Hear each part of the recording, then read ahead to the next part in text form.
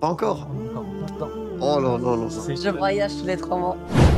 L'activité de boulangerie, pâtisserie, pendant Ramadan, c'est mort ou non? Ça Non, ça eh ben, ouais. c'est à temps plein. ça temps plein? Nous, on a fait en solo. Quand je dis qu'on a fait en solo, on a tout fait en solo. Et on s'est fait avoir. Ouais, on a perdu un peu d'argent, on a perdu un peu de temps. L'organisme que tu viens de citer, je pense que c'est l'organisme number one aujourd'hui si tu veux avoir accès à de l'information. Tu sais que les normes sanitaires, etc., sont limite plus exigeantes ici au Maroc qu'en France.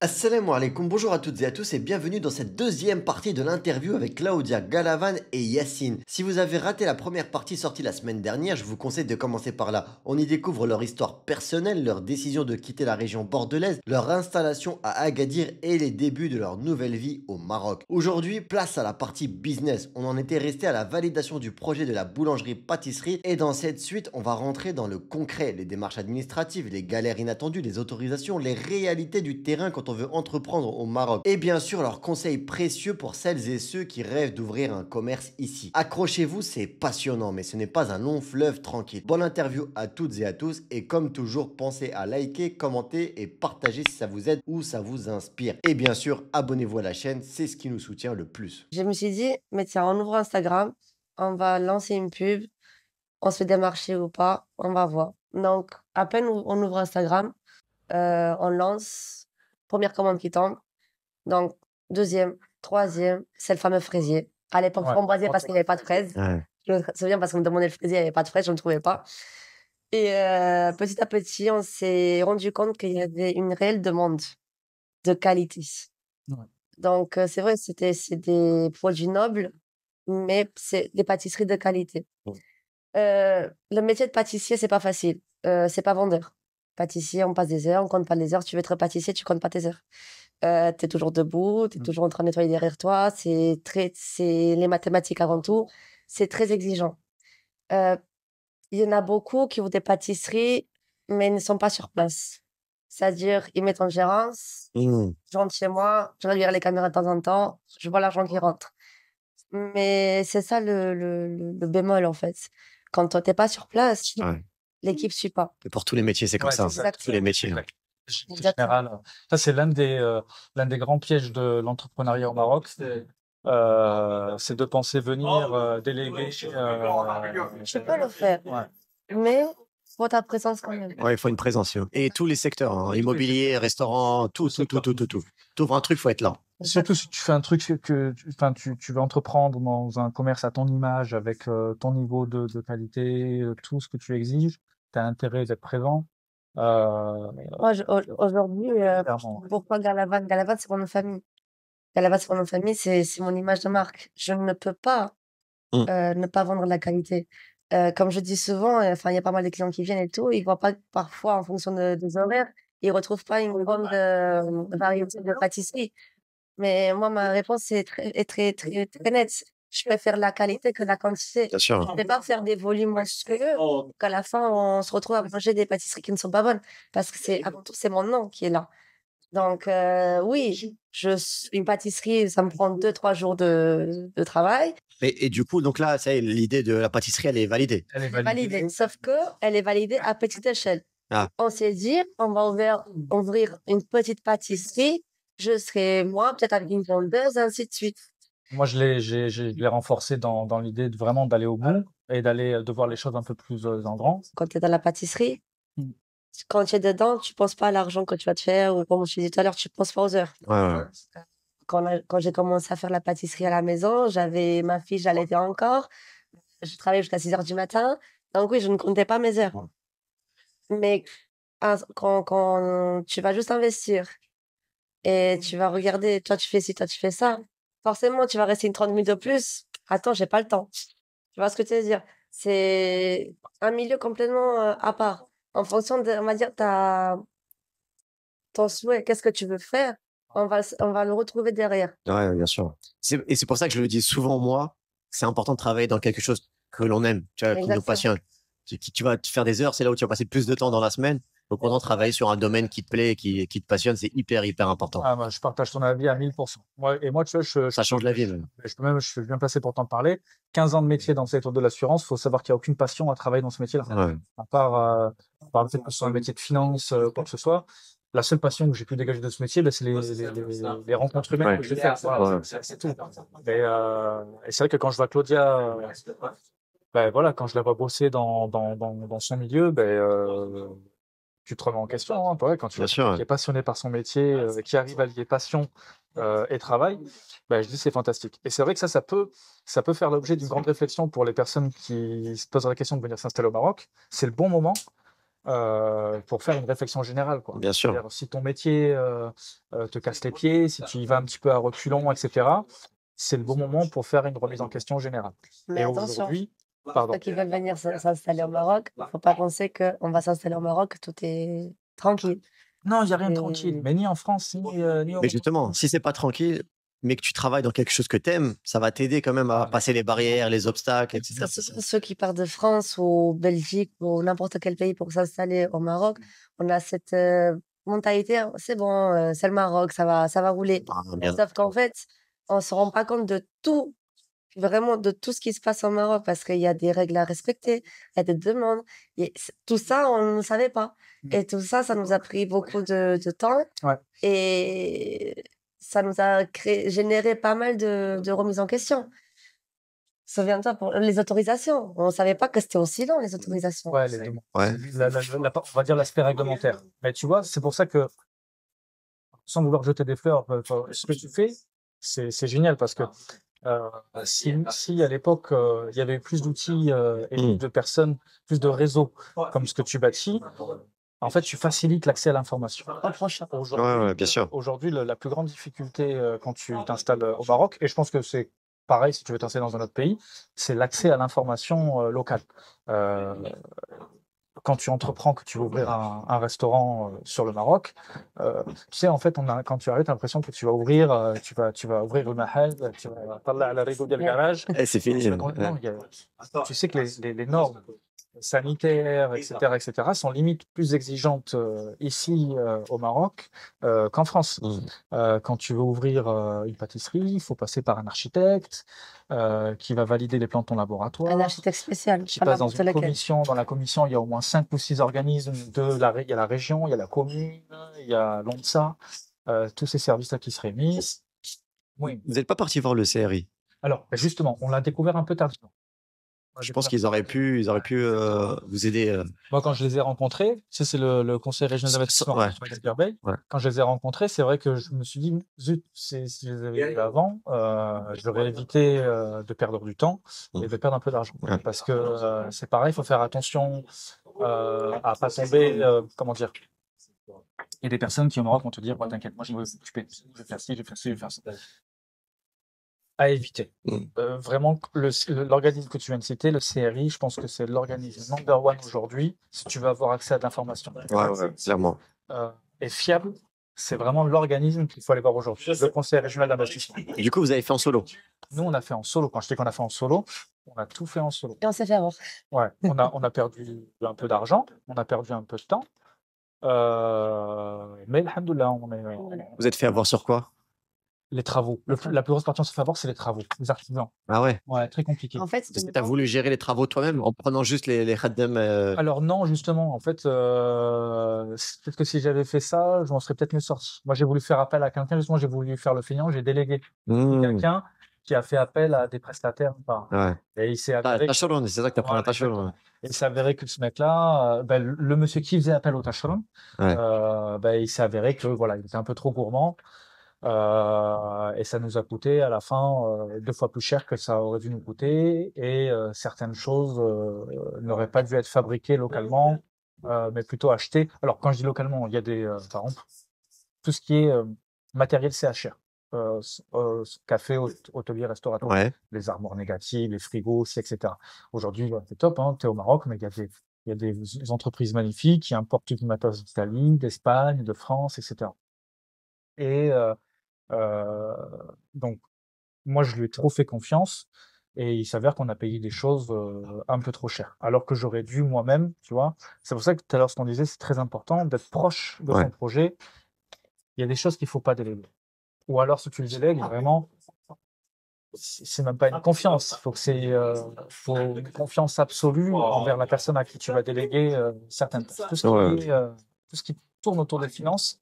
Donc, le grand conseil que moi j'ai à donner, ne parle jamais chiffres quand tu arrives au Maroc. Si tu veux parler chiffres, parle petit, reste le plus discret possible.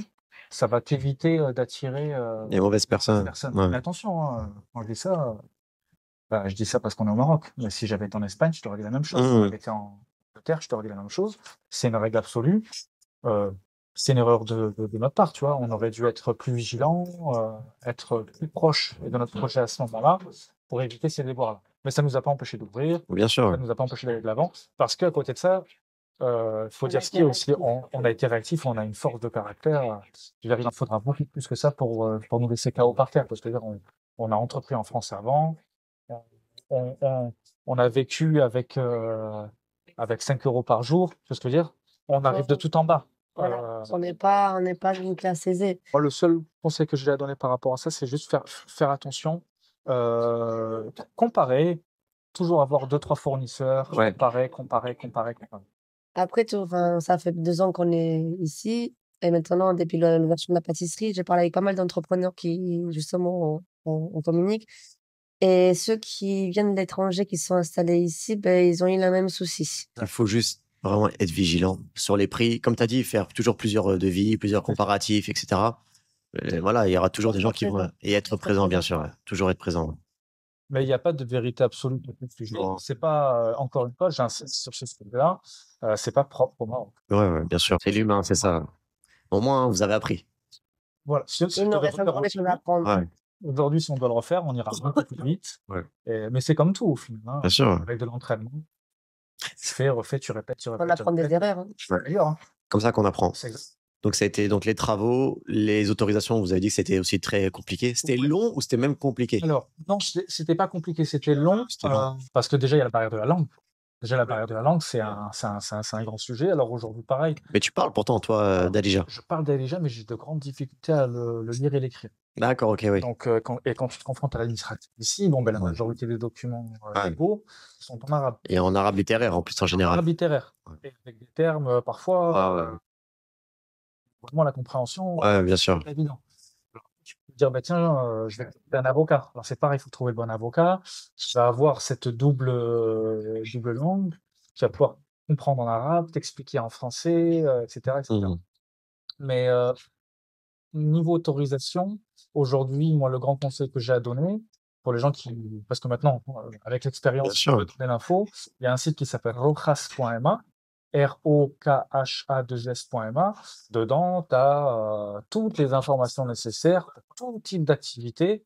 On va te dire quelle classe d'activité tu as, quelles normes tu dois respecter, quelle réglementation tu dois mettre en vigueur, vers quel organisme tu dois t'orienter. Très bien. Ah ouais, carrément. Mais Une il faut fois se qu'on- mettre patience. Ouais. Vous avez mis combien de temps pour avoir les autorisations? Entre le moment où vous avez demandé la première demande et... Alors, on a fait la demande, on l'a obtenue, je dirais qu'il s'est passé 6 mois. Ouais, je pense que c'est Ouais, ça. Hein. 6 mois. Alors, il y a 2 demandes d'autorisation dedans. Il y a une autorisation de travaux, déjà, pour Ah réaliser oui. tous les travaux nécessaires dans Ouais. le local. Et après, il y a une autorisation d'exploitation, pour pouvoir exploiter le local à des fins de l'activité que tu y mets dedans. Alors, Il faut vu que t'es dans savoir la que restauration, l'autorisation, on l'a eu quelques jours avant l'ouverture. D'accord, ok. Ouais. c'est vrai que ça, c'était un grand stress parce que, Ouais. bon, alhamdoulilah, on est venu quand même sur la capitale au Maroc, mais il faut se mettre vraiment, quand je dis se fixer des dates, c'est important, surtout quand tu as un budget qu'il ne faut pas dépasser. Ouais. Mets-toi en tête que si tu veux développer l'aspect de la restauration, il y a des autorisations qui sont plus ou moins longues par rapport à l'hygiène, etc., etc. C'est plus ou moins long. Donc, il faut se dire que entre le jour où tu auras pris ta décision de lancer le projet et le jour où tu vas ouvrir, il va se passer un laps de temps pendant lequel tu dois Tenir. remplir ton frigo. Ouais. Exactement. Il faut de la trésorerie, quoi. C'est exactement ça. Donc là, nous, moi, je dirais qu'il s'est passé bien 6 mois entre la demande des autorisations. Et si on peut donner un conseil, c'est du moment où on trouve le local, il faut négocier avec le propriétaire Ah, parce qu'il faut demander l'autorisation, il faut la demander du moment où tu as le local.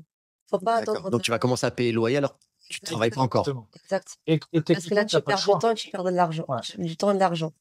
Donc, c'est là où on s'est fait avoir aussi. Et du coup, c'est quoi ton conseil? C'est de négocier le prix du loyer, par exemple, pendant la fermeture? De négocier, je dirais, une gratuité pendant la période de travaux. de démarche. Voilà, pendant la période de toutes les démarches administratives, on dit voilà, moi, ton local, il m'intéresse, il n'y a aucun problème, je le Ouais. prends.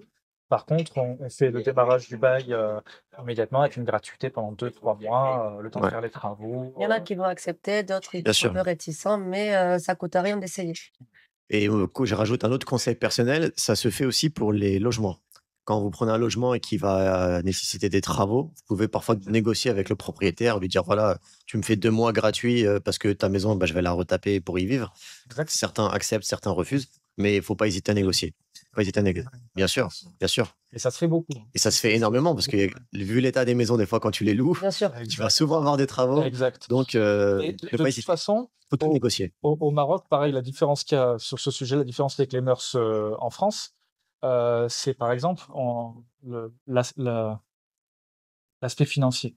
Quand tu vas demander de l'argent, quand il y a une relation d'argent entre deux personnes, on va plus facilement arriver à une facilité de paiement entre les parties qu'en France. Ou en France, la question se pose pas forcément de facilité de paiement, on va vite recourir à l'emprunt, à la banque, au financement, etc. Alors qu'au Maroc, l'accord financier entre les parties, il est beaucoup plus présent parce qu'on va facilement, on va moins recourir à l'emprunt Ouais, c'est ça. par des règles religieuses et par des règles sociales aussi, pas que religieuses. Il y a des gens qui veulent pas faire de crédit par conviction, pas que religieuse encore une fois.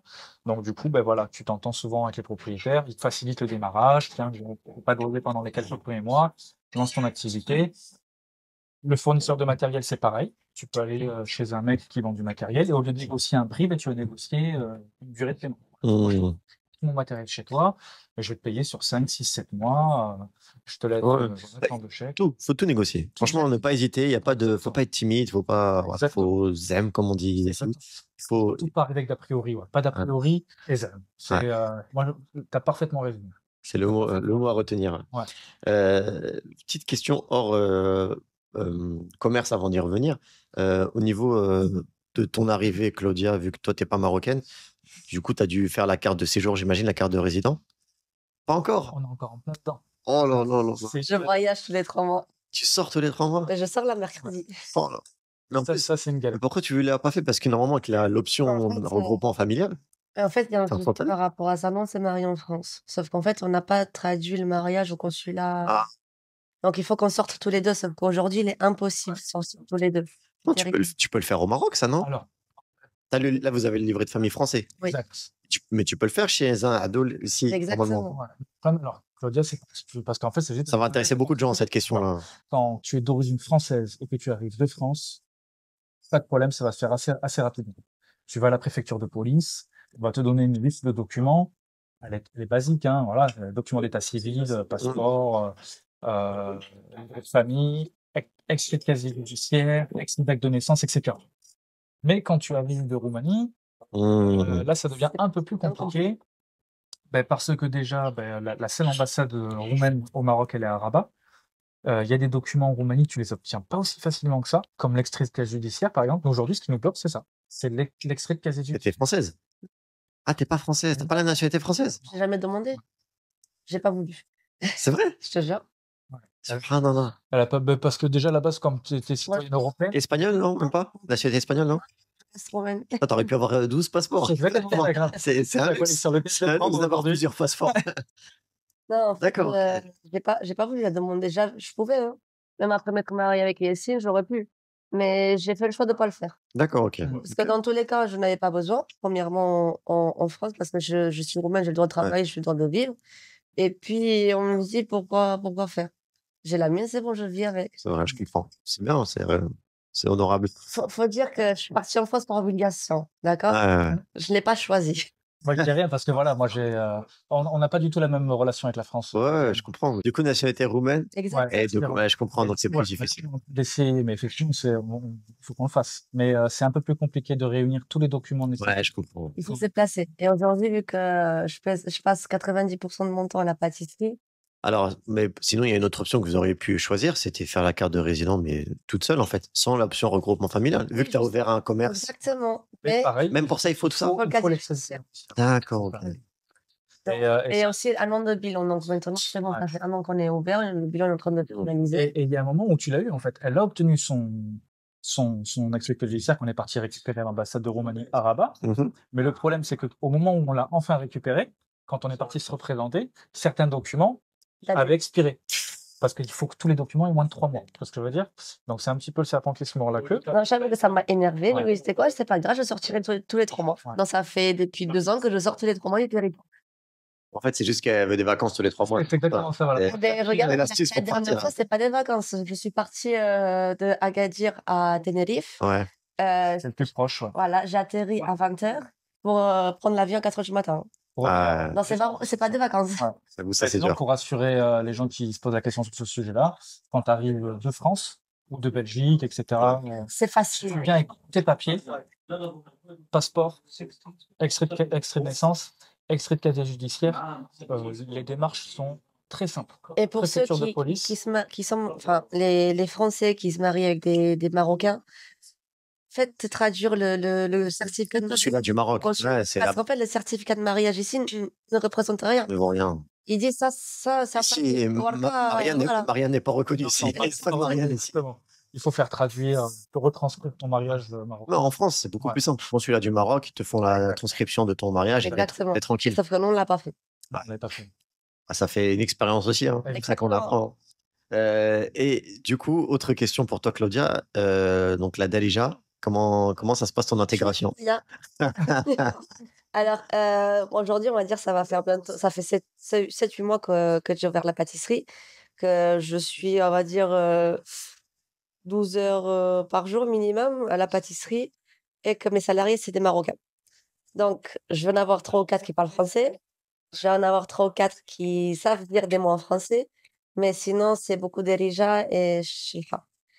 Donc, je m'adapte. Tu commences à comprendre un peu quand ils te parlent et tout, tu t'en sors. Exactement. Même avec la clientèle, pendant tout le mois de Ramadan, j'étais à la réception. Le matin, j'étais au laboratoire, l'après-midi, j'étais en caisse.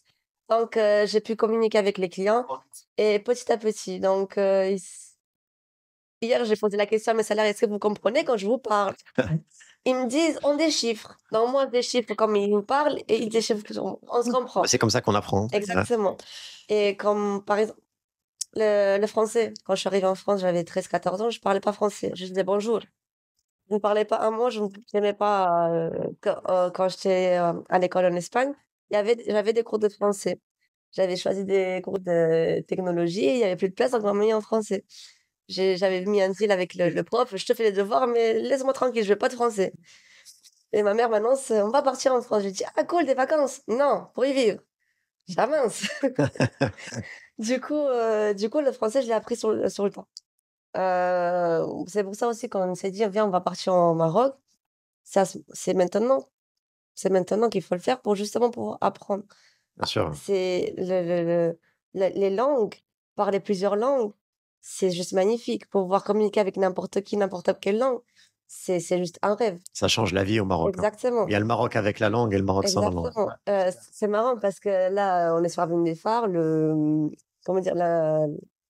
pharmacien, je l'ai rencontré, il a fait ses études en Roumanie, je parle en roumain avec lui. C'est marrant.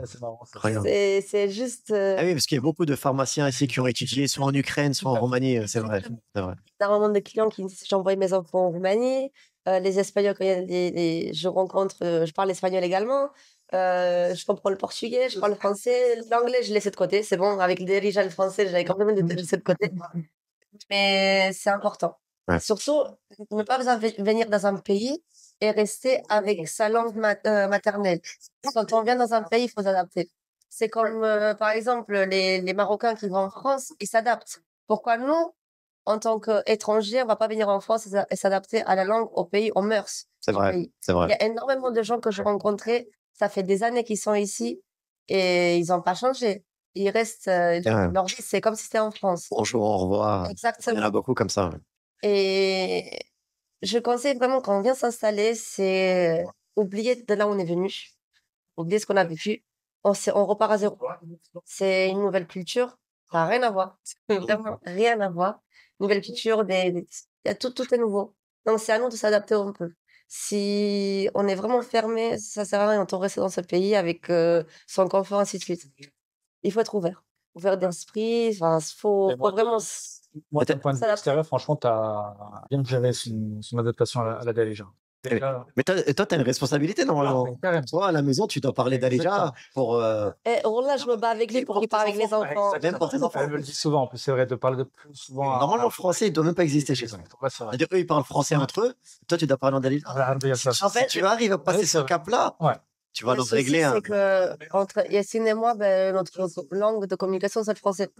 Donc, du coup, les enfants, ils ont pris par la suite. Bien sûr, c'est Et alors, normal. mes enfants, je vais leur dire, donne-moi si en roumain, ou donne-moi la main, on y va en espagnol. Mais avoir une discussion, même avec eux, dans les autres langues, c'est compliqué pour moi, parce que j'ai le français dans la maison. Parce que je n'ai pas d'autre langue de communication avec mon mari. Ouais. Non, c'est pas. Donc, c'est la faute de Yacine. C'est la faute de Yacine. Non, c'est pas. Alors, C'est ça. moi, là-bas, j'allais dire quand même que tu t'es bien débrouillé.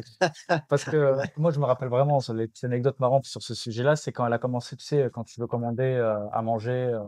Ouais, Ouais. non, mais- Ça, c'était mon kiff, c'était de l'avoir faire, justement. Et je l'incitais, moi, elle, au lieu de prendre des applications en ligne pour commander, c'était d'appeler Ouais. et de parler en arabe, d'expliquer ce qu'elle voulait, etc. Et aujourd'hui, franchement, En fait, tu t'es foutu de moi. non, pas Non, juste absolument. un peu. Au contraire, j'ai juste poussé à employer les dirigeants. Et non, franchement, aujourd'hui, elle peut même avoir une petite discussion, tu vois, avec quelqu'un en dirigeant. Elle Alhamdulillah. va réussir à se débrouiller, à comprendre. Après, le grand avantage du Maroc, surtout d'Agadir, c'est que 90% des gens, ils ont déjà étudié le français. Ah oui. Donc, ils ont des c'est bases. vrai. Ouais. Donc, même si je vais dire 5 mots en déjà, 4 mots en français, C'est ça la Dalija. Il y a du français, de l'arabe et et d'anglais aussi, pas mal d'anglais de plus en un plus. petit peu d'espagnol aussi dans la Dalija. C'est imprégné d'espagnol. Mhm.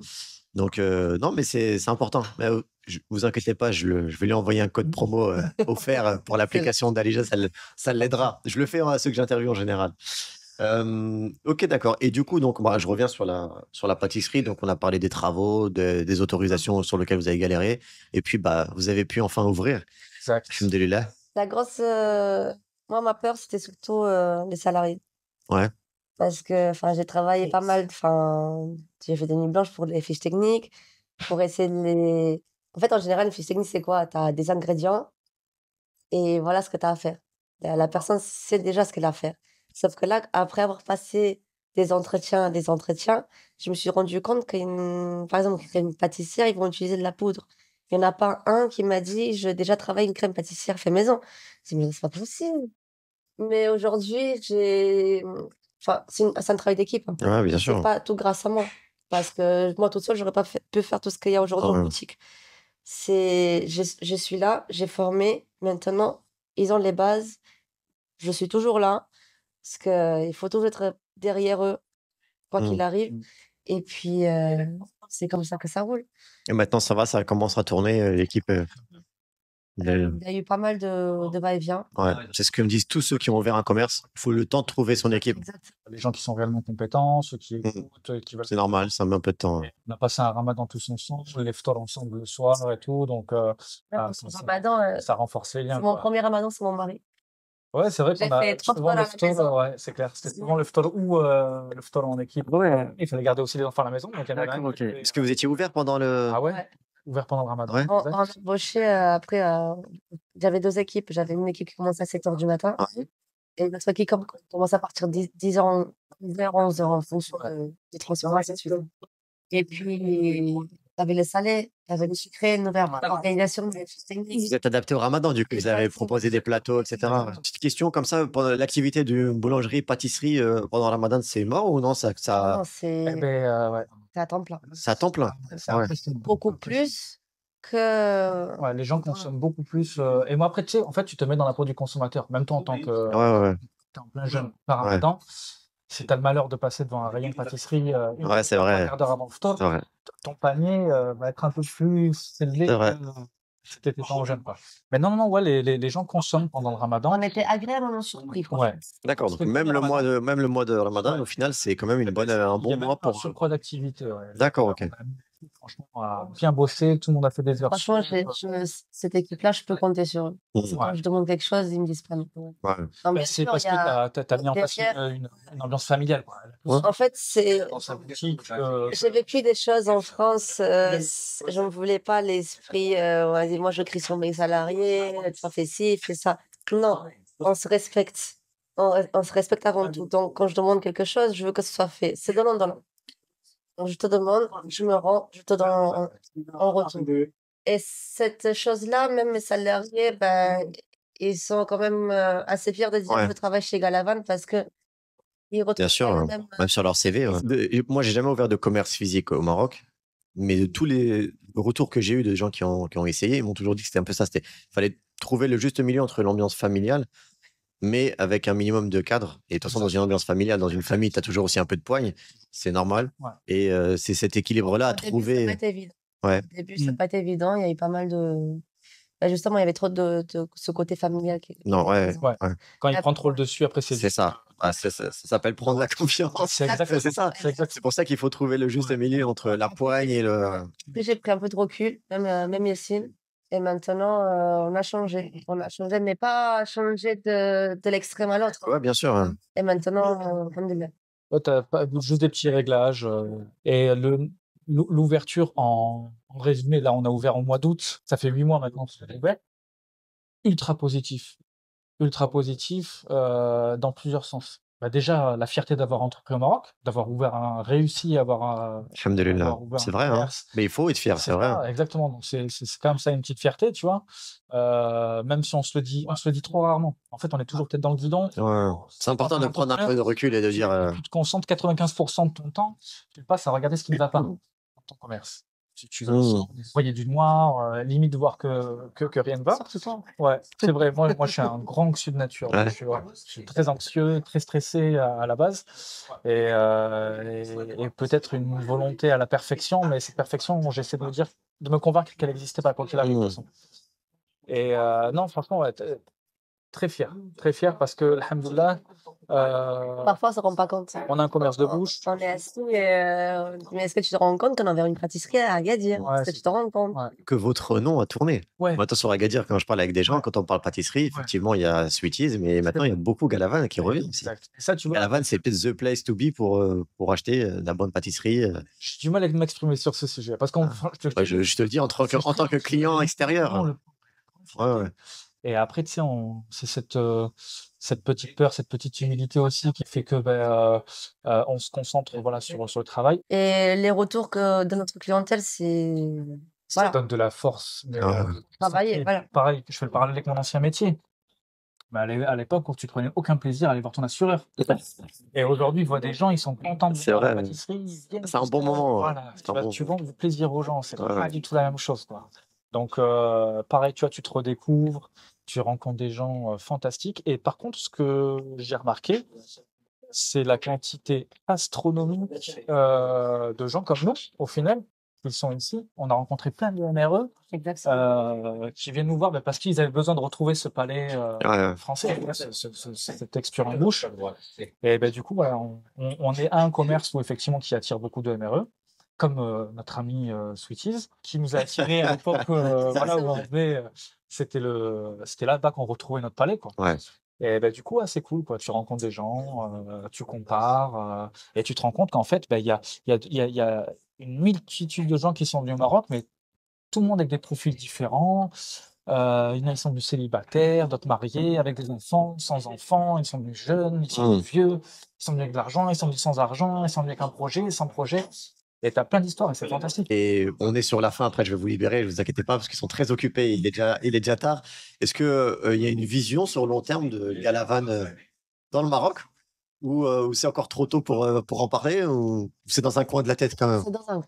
Ouais. C'est dans un coin, mais. Parce que moi, quand je vois la qualité de Galavan, je me dis, Marrakech, à Casa, à Rabat, Le ça a sa souci, place, c'est tu que vois. je veux garder cette qualité-là. Et je sais que si je vais aller ailleurs et que je ne serai pas sur place, est-ce que la qualité sera la même? Donc, moi, mon projet, c'est pas d'agrandir, d'avoir plus, toujours plus. Je me contente de ce qu'on a. Donc, il y a certes des projets qui sont encore en attente. Peut-être dans les mois à venir, vous allez avoir des nouvelles annonces. Ouais. Mais partir dans tout le Maroc, Yacine, il est pour. Moi, je sais pas trop. Parce que justement, je veux garder cette image de marque. Là où je rejoins Claudia, tu sais, c'est ce qu'on disait tout à l'heure. En fait, quand tu veux changer, tu te poses la question de savoir ce que tu veux, mais il faut savoir aussi ce que tu ne veux plus. Ouais. Et passer son temps, en fait, multiplier les points de vente, multiplier tout ça, ça veut dire passer plus de temps à courir, C'est vrai, moins de temps avec nos enfants. c'est vrai. Aujourd'hui, alhamdoulilah, nous, notre objectif, c'était d'avoir un frigo plein, Mm. d'avoir un loyer payé, une voiture qui démarre le matin, l'école des enfants, elle est payée. Et aujourd'hui, alhamdoulilah, nos objectifs sont atteints. Donc, on va dire que pour l'instant, on essaie de ne pas aller chercher d'autres problèmes. Il y a des clients qui nous demandent d'autres choses. Notre coin de terrasse, voilà, on n'a pas de terrasse aujourd'hui chez Galavan. Tu peux pas venir déguster sur place. Aujourd'hui, on va dire que c'est le sujet qui nous tient le plus à cœur. Je dis ça et je ferme la parenthèse pour pas en dire trop sur les projets qui arrivent sur Agadir. Mais je vais lui demander en off. Mais concrètement, ouais, il y a des projets pour que Galavan évolue dans le bon sens. Dans Inch'Allah. tous les cas, en fait, on n'est pas des gens on stagne pas. Mm. Surtout avec Yassine. Lui, il ferme les yeux dans la nuit, le matin, il se réveille, j'ai pensé à ça, j'ai rêvé. Et après, c'est les clients qui nous donnent des idées, la vérité, il faut dire ce qui est. Bah oui. Les clients, moi, ce que j'aime bien et ce qu'on apprécie beaucoup, c'est avoir le retour des clients. Les retours positifs, comme je t'ai dit, on les accueille avec humilité Ouais. et on regarde le sol. Mais les retours négatifs, c'est ceux qui attirent le plus notre attention. Bien sûr, ouais. C'est ceux qui nous font Surtout quand ils sont évoluer. constructifs. Bien sûr, bien sûr. Voilà, c'est ceux qui te font évoluer comme tête, qui te Exactement. permettent de t'améliorer. Aujourd'hui, il y a des choses qu'on vend dans notre boutique, ben, c'est l'imagination de nos clients Mm. qui a fait qu'on en est arrivé à là. Donc, une grande écoute envers la clientèle et adapter ton business à ton client. De toute Ouais. façon, Aujourd'hui, si par exemple, on n'aurait pas des retours négatifs, constructifs, comme il a dit, parfois ils sont juste négatifs pour. Voilà. Mais on se baserait sur. C'est bon, tout est acquis. Et quand on se dit c'est acquis, ben, c'est là on commence à chuter. ouais. Bien Et sûr. c'est pour ça qu'on essaie toujours de renouveler, apporter quelque chose de nouveau. Comme là, pendant le ramadan, j'ai apporté le trompe avec pain de gazelle, les salés. Et aujourd'hui, après le ramadan, on nous demande des salés. Donc, petit à petit, on n'est pas non plus une usine. C'est Bien ça sûr, qu'il faut bien pas sûr. oublier. Ouais. Donc, on a une société à échelle humaine. Ouais. Et si tu fais maison en plus, donc. Exactement. Ça ça- prend du temps. Ok, ouais. C'est pas toujours évident. Mais voilà, c'est les demandes de nos clients et on les garde en tête. Et de toute façon, moi, je vais vous inviter à les suivre sur Insta. Je mettrai tous les liens en description de la page Insta, le site. Vous avez un site internet? Site internet. Site internet, Pâtisserie-galavan.com. l'adresse de Galavan, tout sera dans la description. La page Google aussi, comme ça, vous pourrez directement retrouver la localisation. Et vous suivrez leur actualité en live. Et moi, je vous conseille quand même la tartelette citron meringuée. Ah, yes. Parce que c'est ma favorite et moi je suis un bon client de cette tartelette. Ou sinon le millefeuille que j'aime beaucoup aussi. Ouais. Millefeuille qui est très, très aimé au Maroc. Moi, mon number one perso, c'est le flan pâtissier. Le flan pané. Ouais, le flan Ah, pâtissier, il est Tu sais que exceptionnel. je peux manger un de 8 personnes à lui tout seul. Ouais, ouais. Tu sais que je te dis la vérité, en fin de journée, quand je fais la fermeture, je regarde de travers le client qui prend le dernier flan. Toujours, je prie pour qu'il en reste un ou deux en vitrine pour partir avec en fin de journée. Quand je rentre l'après-midi, il me dit qu'il reste combien de flans. Et en fonction du nombre de flans, s'il y en a beaucoup, il me dit stop, les ramène pas. Bon, bah, Ah, ouais. vous avez toutes les pâtisseries Merci, préférées. en tout cas. Et voilà, et je vous remercie de cette heure et demie quasiment à avoir échangé, avoir partagé Avec pas mal de plaisir. conseils. Merci à toi. Je ne sais pas si je la posterai en une fois, peut-être que ce sera la première interview en 2 fois, Ouais. histoire que ce soit plus parle digeste trop, pour les hein. gens. C'est clair. Non, mais parce que c'était hyper intéressant, franchement, et honnêtement, honnêtement, même moi, j'ai appris beaucoup de On choses. n'a pas tout dit. Ouais. Mais Ça donnera- nous, en fait, on prend ce temps-là avec toi parce qu'on aime ce que tu fais. Franchement, ça nous correspond. Et Tu c'est sais que surtout prochain. Ouais. ouais, on a beaucoup publié aussi dans ton groupe. On essaie de répondre à des commentaires, à des publications. On le fait. Il y a plein de gens qui m'ont appelé. Tu sais, quand j'ai fait des publications, après j'ai fait des commentaires. Il y a des gens qui m'ont demandé tiens, tu as l'air renseigné, est-ce que Ouais. tu peux m'aider et tout. On le fait avec bienveillance. Bien sûr. Je m'en Et souviens avec grand plaisir. que lorsqu'on avait cette idée de revenir au Maroc, à Agadir, ben, je m'étais abonnée sur ta page avec mon compte personnel. Ouais. Et j'ai dit, mais regarde, c'est comme ça qu'il faut faire. Regarde, il faut faire ça. Alhamdulillah. L'info, c'est bien. Ouais. C'est top, c'est top, c'est le but. On a besoin. Et ben en tout cas, merci beaucoup. Et il y aura peut-être un épisode 2 du coup dans Inch'Allah. les prochaines actualités. Exact. Et tous ceux qui nous écoutent, moi je vous dis à la semaine prochaine, Inch'Allah. N'oubliez pas, prenez soin de vous, prenez soin des autres. Assalamu alaikum.